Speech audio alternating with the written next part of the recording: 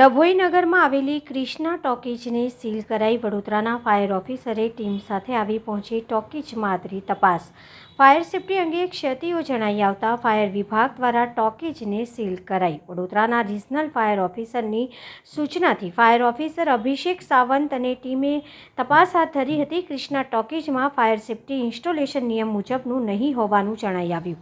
ઉપરાંત fire safety સર્ટિફિકેટનો પણ અભાવ જોવા મળ્યો। ફાયર સેફ્ટી અંગે નીતિ નિયમોનો ભંગ અને નિષ્કાળજી જણાઈ આવતા ફાયર વિભાગ દ્વારા ડભોઈની ક્રિષ્ના ટોકીઝ સીલ કરાઈ। ક્રિષ્ના ટોકીઝને સીલ કરાતા નગરમાં ચર્ચાનો વિષય બન્યો છે।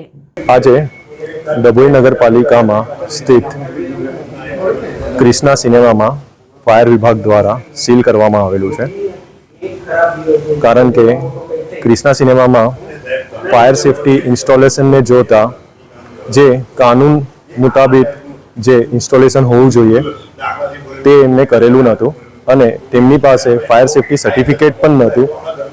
તેને જોતા આરએફઓ જે અમારા રિજનલ ફાયર ઓફિસર છે વડોદરા ઝોનના, તેમના આદેશ મુતાબિક આ ક્રિષ્ના સિનેમાને આજે સીલ કરવાનું થયેલું છે।